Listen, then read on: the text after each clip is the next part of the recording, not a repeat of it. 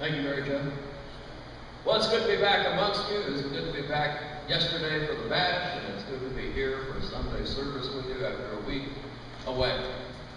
We had a wonderful time, but now that I'm back, we're restored. I'm going to talk to you about a serious thing. We're going to start with fear. Fear. And it has fancy names. You get technical about it. Phobias of various sorts. Do you know what they call the fear of giants? No? Well, that, of course, is P5 Absolutely. Now, I have a certain fear, but it doesn't reach the level of phobia. I apologize for the dad joke, but there it is. Now, I have a fear of heights. It doesn't reach the level of being phobic. I can drive across bridges. I can fly in airplanes. I can do some things that I would do reluctantly, but I can do them. But as a character from the movie I, Robot said, the main character says, I am uncomfortable with heights. And while we were away, we decided to go to the highest elevation in the state of New Jersey, which is a beautiful place called High Point. It's 1,800-some feet above sea level, and it has a beautiful view of the countryside around you. It's the most beautiful of all the high points we visited. It's our fifth. And at the top of it is a memorial, and it looks like the Washington Monument, but small. And you can climb that if you want. I decided I would test myself a little bit against my fears, and I decided I was going to climb it. Well, I went up the spiral staircase, which went up 2 stories, and it was a little uncomfortable on the outside of it because it swung out into open air, and then it would go back against the wall, and it was more reassuring. But I made it, and I was proud of that, and I looked across this open space. There was this cement floor, and there was all this open space, and on the other side of it, on the other wall, was a staircase, and it was going up. And it had safety mesh on the outside of it, so you couldn't topple over the side, and that was reassuring. And I would have been all right had I not decided to look straight up and see the winding staircase going around the outer wall and around and around, and way more times than I had imagined. But the worst of it was seeing the empty shaft of air in the middle of it, going up and up and up. And I looked at that, and I said to myself, nope. And I turned quietly around, and I left. It had been more than I had bargained for. Now, many of Jesus' followers today respond in a similar manner. They're getting more than they had bargained for. They were in the synagogue at Capernaum, and Jesus has just made that first statement that you heard about body and blood. And the temperature in the room has dropped significantly. Jesus says, eat my flesh, drink my blood, and we will be one with each other as the living God who sent me is one with me. Whoever eats me lives because of me. Now that's a hard teaching. That's a hard teaching on several levels. It was like seeing that staircase for the first time, looking up and going, oh no, oh no. Have you ever started a project and you're all hopeful at the beginning? You say, this is a fine thing to be doing, and you get into it and find out it's a lot harder than you imagined. Maybe you said to yourself, I want to learn to play a guitar, and you pick it up and you get one of those books, Learn to Play the Guitar in 60 days, or whatever it is, and you start, maybe you get through 5 strings, you can't quite get the 6th, and you realize this is a whole lot more work than I thought. And then you give the guitar to a child of yours and say, okay, that's the end of that. Yeah. It's not a pretty picture on the surface, though, what Jesus is saying here, because it brings up some very vivid imagery. The imagery of scavenging birds and scavenging animals on a battlefield after the war has taken place, feasting on the fallen combatants. It's not a pleasant image. And this saying that Jesus makes, this hard saying, would lead to many detractors of early Christianity saying, look at what their leader said. These people are cannibals. If you took it in the most literal sense. And if you took it literally, as some might have in the room, they're not trained in this sort of thing, that obeying Jesus' call would actually bring a negative divine judgment down upon you, because there were rules against eating blood, that sort of thing. God didn't look kindly on that. And so it's a confusing thing. But many people who were familiar with a rabbi's techniques of using metaphor and imagery, they get the message. It was deeper than that. It wasn't this was the surface level, and it went further than that. But the message is still really hard. Because it involves a lot more than sitting on a hillside and listening to Jesus teach you, and then getting fed fish and bread while you don't have to do anything. That's one level of following Jesus, but Jesus is asking for far more from people than that. He's asking them to be an active part of his own life's work. And this is where the rubber meets the road. This means taking in Jesus' teachings.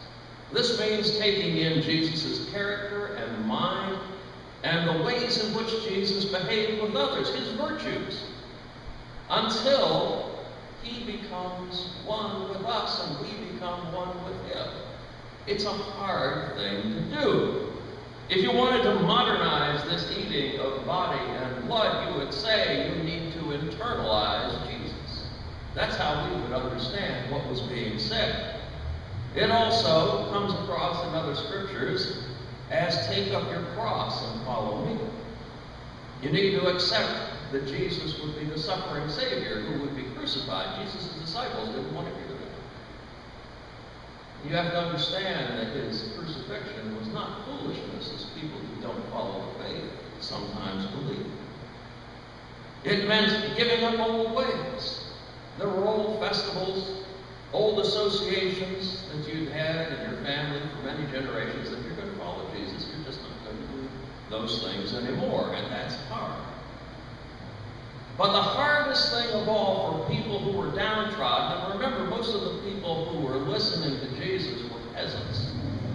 These were not the landed aristocracy, but these were the guys who went out and worked in somebody else's fields all day. And they were suffering under the whims of people who were powerful.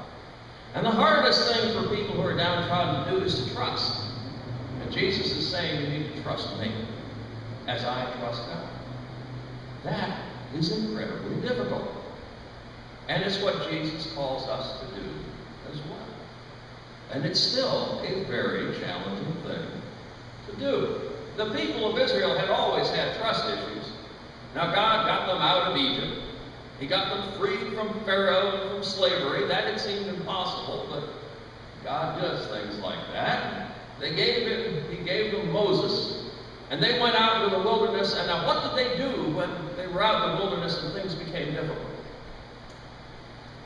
They grumbled, and they complained, and they didn't want to trust God, and they didn't want to trust Moses anymore. Some of them saying, the great days when we were slaves in Egypt. Forgetting a whole lot of what it meant to be a slave in Egypt, but at least we were fed. They were having a lot of trust issues. And the same thing was happening when Jesus asks his followers to step out in faith on him. They begin to grumble, they begin to complain, and they start to fall away. They had trouble with the idea that you need to walk in faith with me, even though you don't see the next step ahead. You've still got to put your foot forward. That was incredibly challenging. Today, many find it easier to grumble, to speculate about the what if of any given project that Jesus might be encouraging people to undertake, rather than walking in faith with Jesus and to commit to it. In fact, some churches have failed as their communities around them have changed. Jesus has called them to change with it, and they couldn't do it. And they ended up having to close their doors. So, I want you to imagine those many faces out there in the synagogue. They hear what Jesus has to say, and all of a sudden they go cold and hard. They're set. They don't like this hard news that's sinking into them. They can't imagine trusting Jesus when it comes at such a high cost. And Jesus looks out on them. He sees what's going on. He understands. He asks them a very serious question. Does this offend you? Sure enough, it offended a great many of them. The room emptied quietly. Followers who've been happy to eat the bread and the fish, to receive the healings, they weren't so happy to work with Jesus, to trust him and walk with him into a new life. Not many were interested in severing ties with their community traditions, leaving behind their identity, cutting ties with the history that they held dear. The demanding call of discipleship was something that many just couldn't accept. They couldn't take the leap of faith necessary to follow Jesus. Many refused to take Jesus as their saving man. They didn't want to rely on God. They didn't want to trust in Jesus. They refused to remain with Jesus, but they say, abide with me, allowing him to stay with them, because they refused him, he could not stay with them. It had to be an incredibly painful moment for Jesus. They rejected the life and the joy that Jesus would bring. They couldn't get past the hard moment. They found the faith just too hard to hold on to. They rejected the life of discipleship and the long years of work along the narrow road that was required to follow it. They would much prefer to be handed an easy victory. That's what they were looking for. So lots of people grumbled and stumbled and fell away from Jesus. They refused the message of the cross. They refused to have a suffering servant as their Messiah. It's not what they wanted. They wanted a conquering king. They wanted somebody they could follow into victory but not have to do much for it. And in that, sadly, they refused the resurrection joy. They refused returning to God that Jesus offered. We have to ask ourselves, where is our faith today? What is the point where we too might stumble? What would be a point too far? What's your staircase with all that hair? Where do we turn around and grumble and walk away?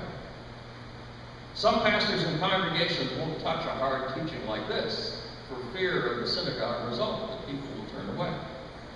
That there will be discipleship completion amongst their churches. But here we are. The room empties.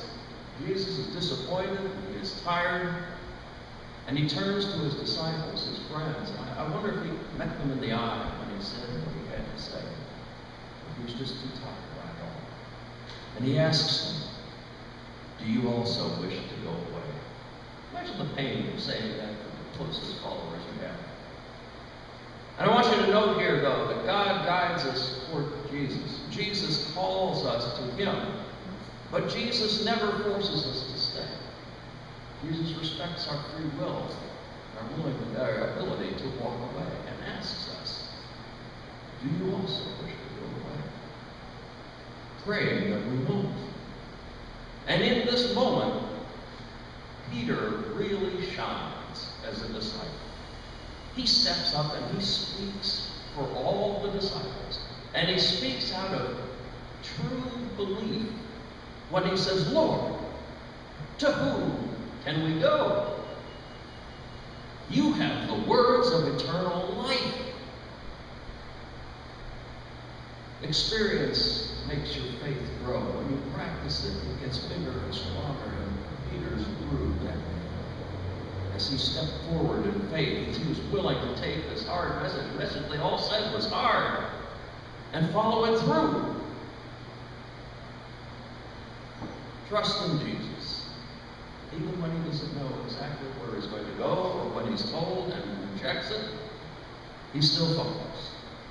And Peter then adds something else. We have come to believe and know that you are the Holy One of God. Following faithfully Peter's faith is well, and will continue to grow. He will stumble, but he will continue, and he will grow. The disciples will stick with Jesus, even though the teaching is hard, even when a faithful response will be costly to them personally, each and every one. No one makes life fuller than Jesus. No one makes life more purposeful, more joyous, more worthwhile than Jesus. When we pursue him with faith, when we let Jesus become our manna, when we internalize Jesus' message so that we may become one with him.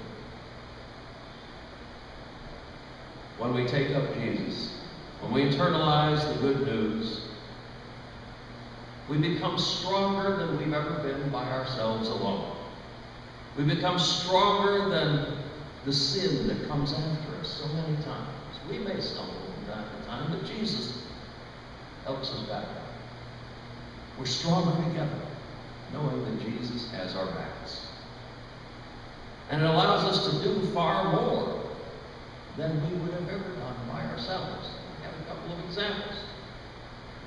When we were in Lewis, Delaware, down at the beach, sticking our toes in the water, and glad we didn't actually have our bathing suits because it had been raining a lot. That water was cold. But we were touring the town of Lewis. We came to St. Peter's Episcopal Church. Now, this is an old and venerable church. They've got tombstones going back to the 1600 out to the front yard there. This has been around for a long time. And yet, they're willing to step out in faith and do a new thing that Jesus called them to, and it was pretty. It was a nice thing to see. They had one of those cupboards on the fence right outside the church. It had a door, and you could open it up, and there was stuff inside it. And it was called St. Peter's Little Cupboard, and it says, "Feed the children through the Hearts and Souls Ministry. Take what you need, give what you can." And inside that cupboard, available to all, was food and hats and scarves and gloves and socks, personal hygiene items and books. And if you had some of those that you wanted to give to them, that was wonderful. If you needed some of those things, then it was equally wonderful and you could get them. It was doing for the least of these. It was Jesus saying, "Let the little children come unto me." And the little children could come and take what they needed. I saw an example of another such cupboard in action. They were filming it and talking to the owner of it, and something happened during the filming that I thought was beautiful. A father and his young school-aged daughter, complete with her backpack on, ready to go to school. They walked up hand in hand to that cupboard. Dad opened it up, reached in, and picked out a couple of pieces of fruit and put it into her backpack so that she could have lunch that day. And Dad got to do it for his daughter. He kept his dignity because he got to make the choices of what she would have to eat. And she saw her daddy pick out some food for her so she wouldn't go hungry. It was a beautiful moment. It was definitely something Jesus would want us to do. And I recently finished a book. Well, honestly, I listened to it on CD going to and from the church. I listened to a lot of books this way, but this one was extraordinary to me because this one was written by Jimmy Carter at the age of 93 while he was struggling with cancer, and it's called Faith. It's a short book. It's only 4 discs long. It's wonderful. But in it, he talks about how his faith in Jesus has guided and sustained him, but has also challenged him and driven him into a closer relationship with humanity and with God. And he told the story that caught my attention from back in the 1950s. He said, "This is when I was running our peanut warehouse down in Plains. And at that time, it was the beginning of the Civil Rights Movement. And it was also the beginning of a movement called the White Citizens Council, which was trying to maintain segregation in the South.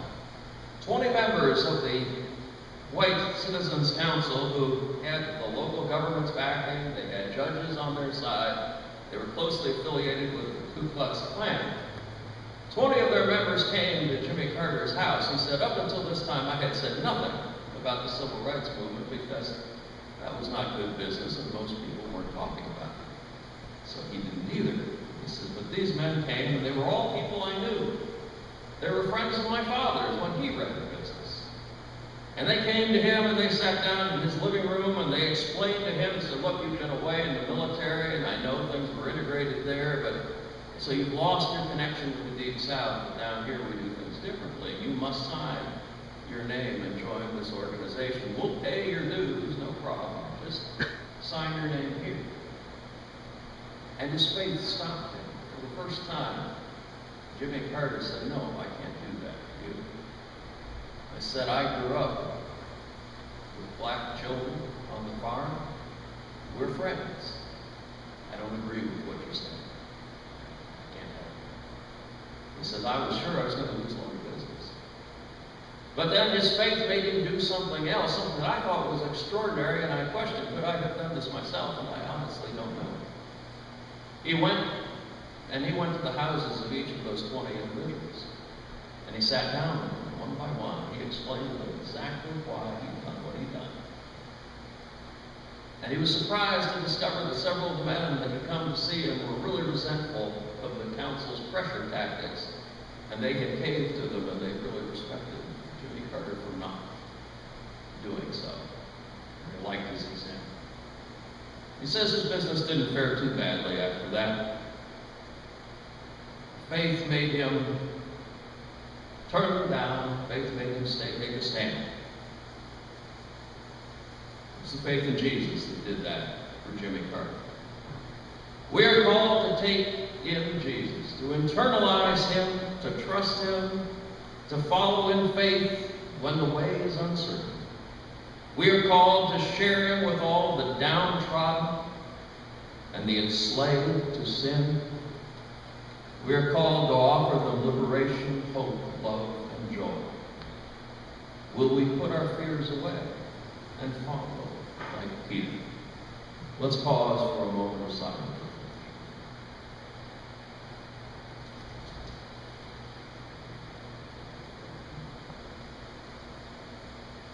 Amen.